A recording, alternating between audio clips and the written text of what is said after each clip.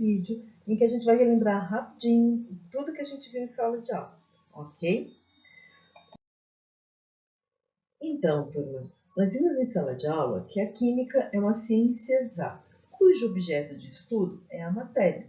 Então, ela vai se dedicar a estudar quais são as propriedades da matéria, densidade, ponto de fusão, ponto de ebulição, certo?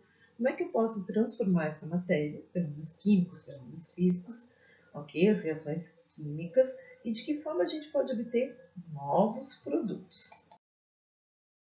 Então, para entender química, a gente tem que entender a matéria. A matéria é do que as coisas são feitas.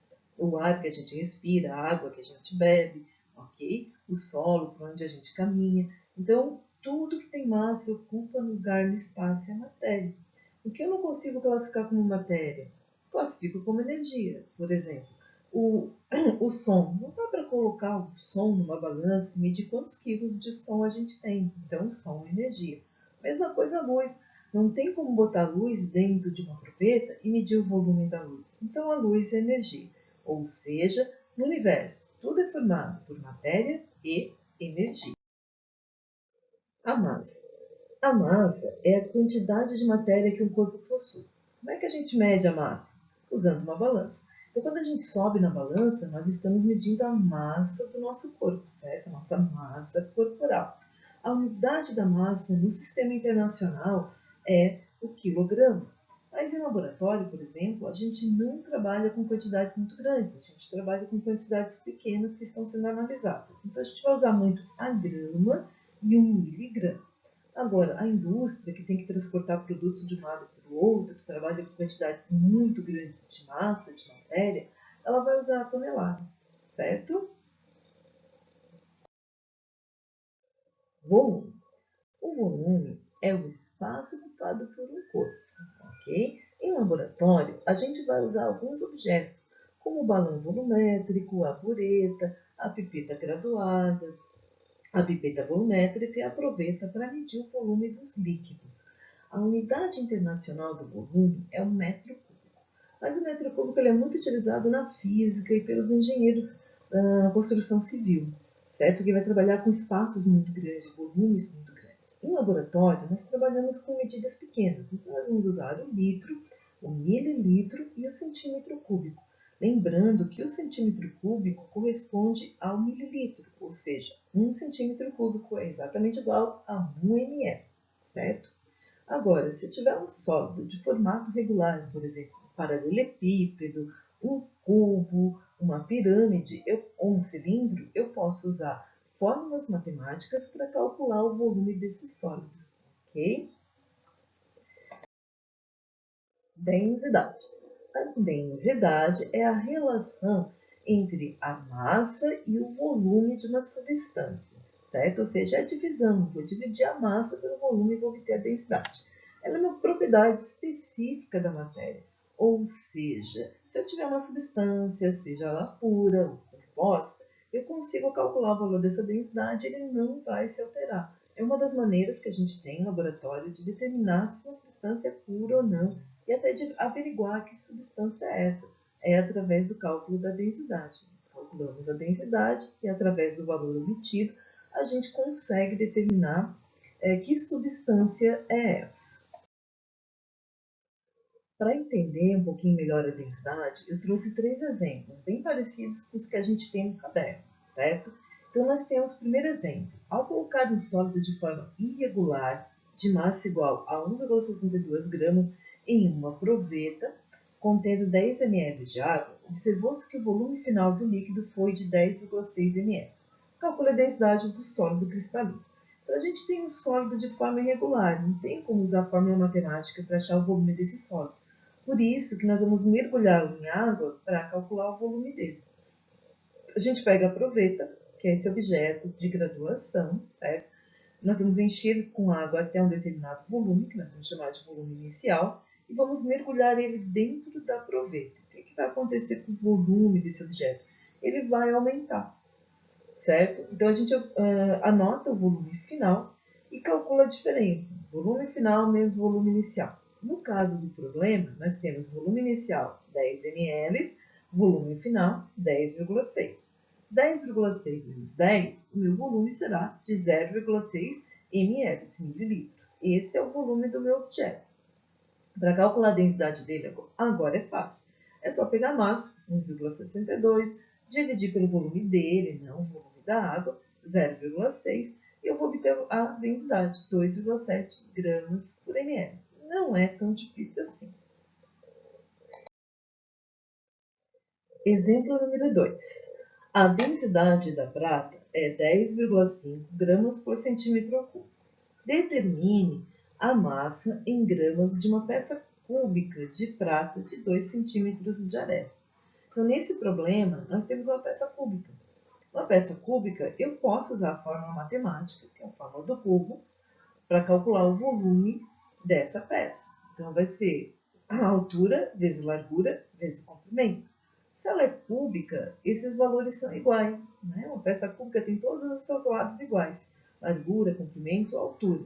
Então, é 2 vezes 2 vezes 2. 8 centímetros ao cubo. Observaram que aqui a gente usou o centímetro, no exemplo anterior a gente usava o ml?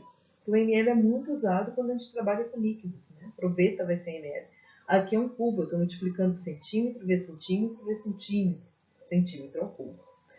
Para calcular a massa agora é bem fácil, é só pegar o valor da densidade que nós temos, a densidade da prata é 10,5, e multiplicar pelo volume que a gente calculou, que é 8.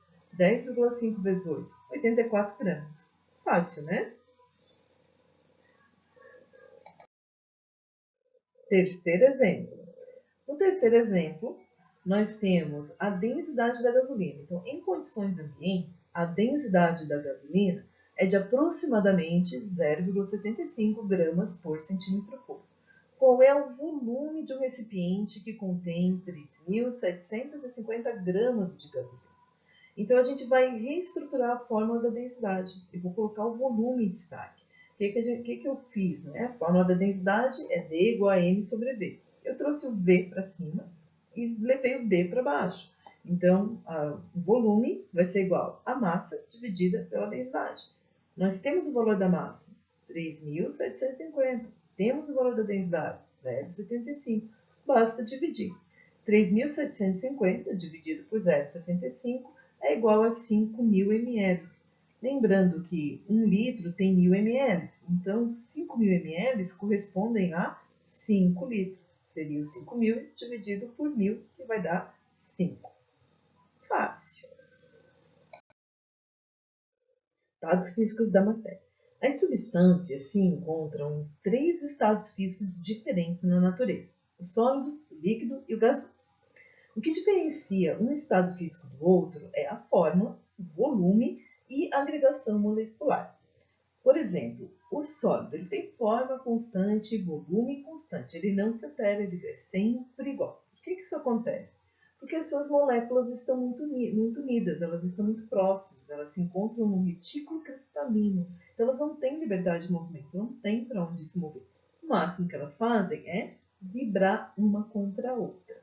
Já nos líquidos, a gente tem uma certa liberdade de movimento, o que vai fazer com que o volume do líquido seja constante, mas a sua forma seja variável, ok? Por exemplo, aqui tem uma garrafa de água com aproximadamente 200 ml de água, está no formato da garrafa. Se eu colocar essa água num copo, a água vai passar a ficar com o formato do copo, mas o volume de água permanece o mesmo. Então, os 200 ml continuam 200 ml. Não há alteração do seu volume, sim da sua forma. Já o gás, as moléculas estão completamente livres. Então, elas têm total liberdade de movimento. Então, tanto a forma como o volume desse gás é variável. A sala, por exemplo, onde eu estou, meu home office, está cheio de ar, completamente cheio de ar. Então, todo o volume dessa sala está ocupado pelo ar. E ele tem exatamente o formato da sala de aula. Ok? Aqui nesta imagem, nós temos como ficaria o formato das moléculas no sólido, no líquido e no gasoso. Então, no sólido, elas estão grudadinhas, compactadas. No líquido, a gente tem uma certa liberdade de movimento, e no gás ela está completamente livre. Então, conforme a gente muda de estado físico, eu passo do sólido para o líquido, para o gasoso, eu aumento o volume da substância. Então, eu continuo com a mesma quantidade de matéria, mas a gente vai aumentando o volume. Falando em mudança de estado físico, nós vamos ver agora qual é o nome que a gente dá para cada mudança de estado, certo? Por exemplo, quando um estado sólido, um gelo, a gente tira da geladeira e ele vira líquido, ele derrete. Como é que a gente chama esse nome na química? Fusão. Então, a fusão é a passagem do estado sólido para o estado líquido, independente da substância, qualquer tipo de substância. Derreteu, sofreu fusão, ok? Solidificação é o processo contrário. Então, quando a gente pega a água, coloca no forno e leva para a geladeira, para o congelador, ela vai solidificar, ela vai virar gelo. Então, a formação do gelo é uma solidificação. Fabricação de sorvete, picolés, etc. A sublimação é um caso bem interessante da natureza. É a passagem direta do sólido para o gasoso, do gasoso para o sólido.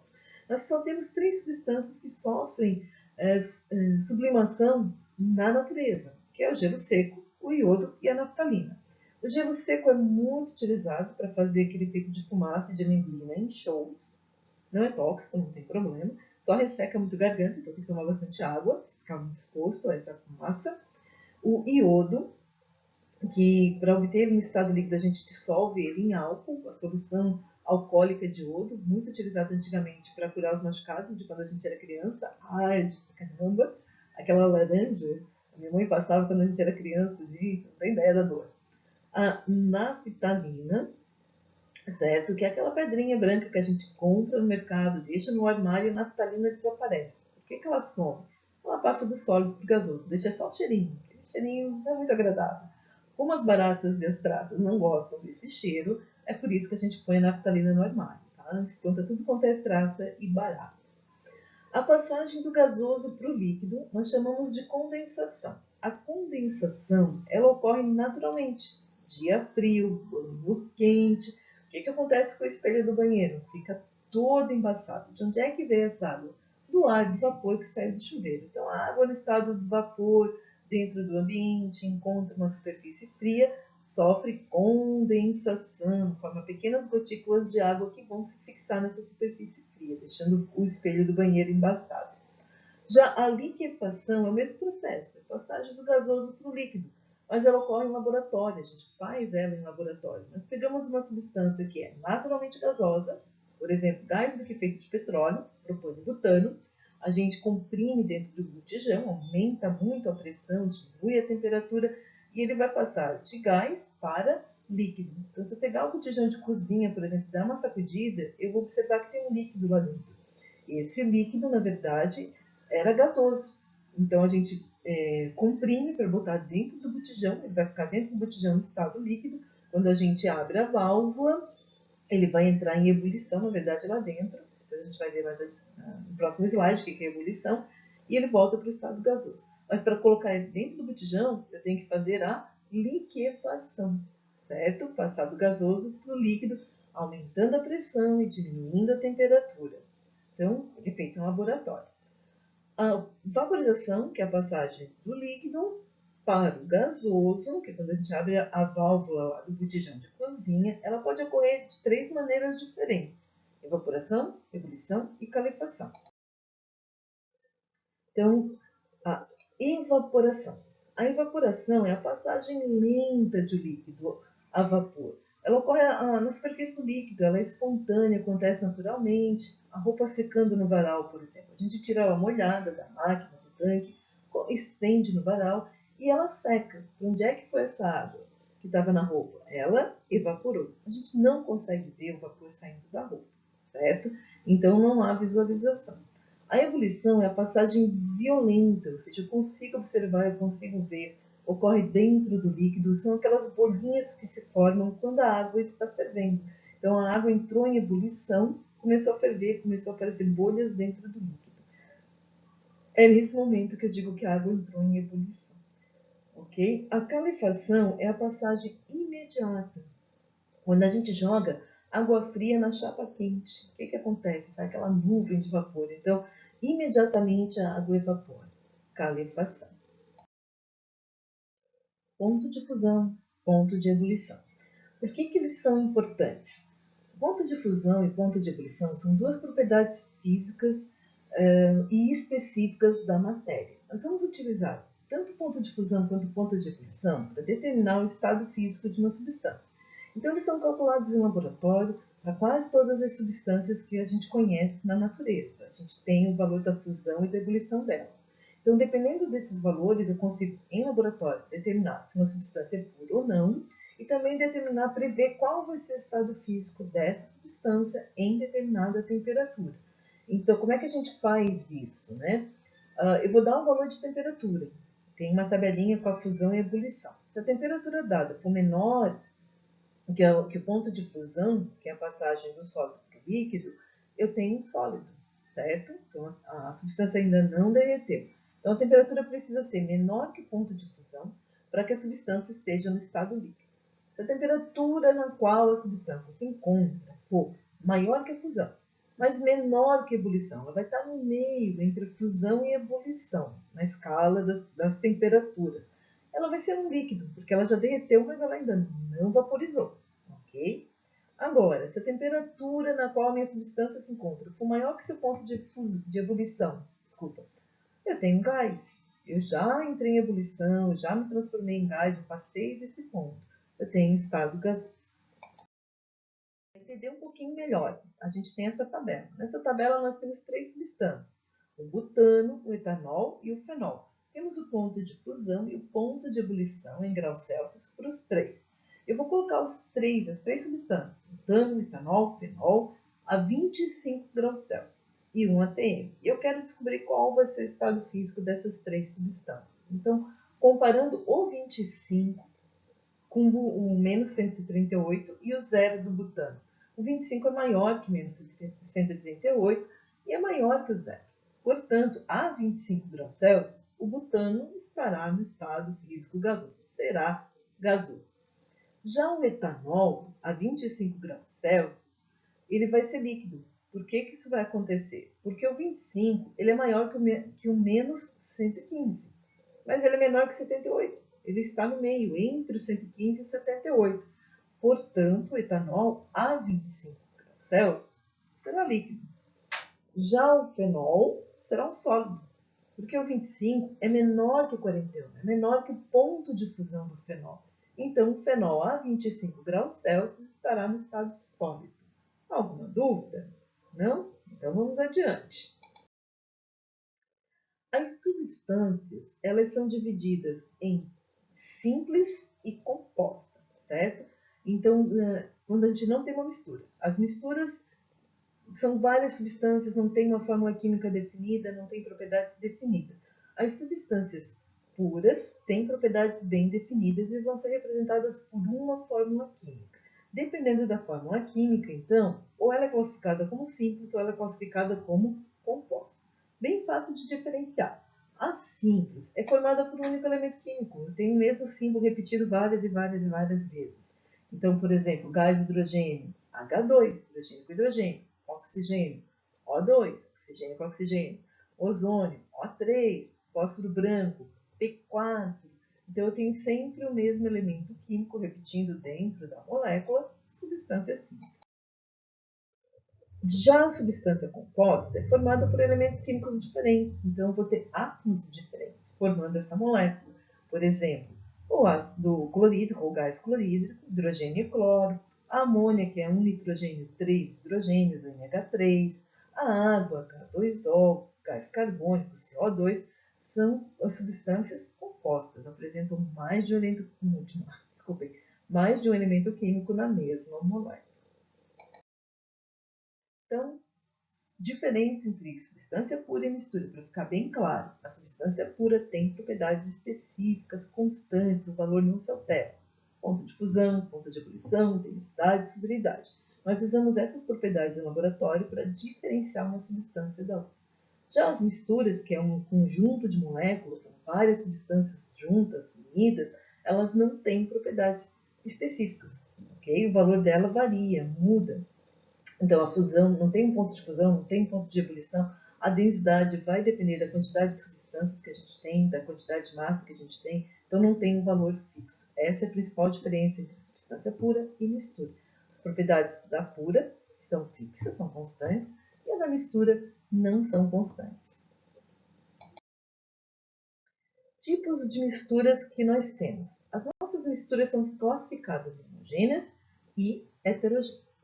A homogênea é chamada de monofásica, porque ela apresenta apenas uma fase. Então, as propriedades são iguais em todos os pontos, certo? As propriedades físicas, a gente vê uma coisa só. Por exemplo, água, açúcar, água e sal, são misturas homogêneas. Já as misturas heterogêneas, elas podem ser bifásicas, trifásicas ou polifásicas, dependendo da quantidade de coisas que a gente consegue ver. Então, água e óleo, água e areia, bifásico. Trifásico, óleo, água e areia. O que a gente tem que tomar cuidado na mistura heterogênea? É que nem sempre o número de fases corresponde ao número de componentes. Por exemplo, aqui a gente tem gelo, água e limalha de ferro. A limalha de ferro é feita de ferro, a água é feita de água e o gelo também é feito de água. Então, enquanto ele não fundir, enquanto ele não derreter, nós vamos ter 3 fases, é um sistema trifásico. Vou ver o gelo, vou ver a água, vou ver a limalha de ferro. Mas eu tenho apenas 2 componentes, que é a água e limalha de ferro. Então, aqui a gente tem água no estado líquido e no estado sólido, formando 2 fases diferentes formadas pelo mesmo componente. Então, nem sempre uma substância pura terá um sistema monofásico. Ela pode ser bifásica, pode ter 2 estados físicos diferentes com a mesma substância. Então, muito cuidado, o número de componentes nem sempre corresponde ao número de fases. Alguns exemplos de mistura homogênea e heterogênea que a gente viu na sala para relembrar. A água e gasolina não se misturam de jeito nenhum. A gente vai ver mais adiante que é por causa da polaridade, certo? A água é polar, a gasolina é apolar, então as duas não vão se misturar. Álcool e água se misturam, é homogêneo. Todo álcool que a gente compra no mercado, na farmácia, agora a gente está usando muito álcool 70, certo? E a gente não vê, tem água misturada. Então, o que significa esse álcool 70? 70% é álcool, 30% é água, e a gente não consegue ver essa mistura, não consegue ver a água misturada no álcool. Uma coisa só, homogênea. Cuidado com o leite. O leite tem um aspecto homogêneo, mas ele é classificado na química como heterogêneo. Por quê? Por causa da nata, que é a gordura dissolvida. Sempre que a gente ferve o leite, o que acontece? Parece a nata, certo? Então, se a gente pegar uma lupa e observar o leite cru, eu vou ver essas floquinhas de gordura ali misturadas com a água em suspensão. Então, o leite é classificado como heterogêneo por causa dessa gordura que fica em suspensão na água e que aparece quando a gente ferve o leite, formando a nata. Granito é aquela pedrinha coloridinha que a gente usa muito em decoração, bancadas de pia, no piso também. Algumas pessoas usam na entrada das casas, nas portas, nas calçadas. Todo quartzo é formado por 3 tipos de minério: o quartzo, a mica e o feldspato. Cada um de uma cor diferente, então a gente consegue ver a cor dos 3. Portanto, a mistura sólida e heterogênea. Álcool e gasolina se misturam, certo? Então, o álcool ele se mistura tanto com a água quanto com a gasolina. Cuidado aí para não confundir. Já a água se mistura apenas com álcool, não se mistura com a gasolina. O vidro é transparente, então é óbvio, é homogêneo. Então, homogêneo que a gente consegue ver através dele. A água do mar, se a gente for pensar em termos de sal, ela seria homogênea. Mas na água do mar a gente não tem só o sal, nós temos a areia, temos o plâncton, temos algas marinhas.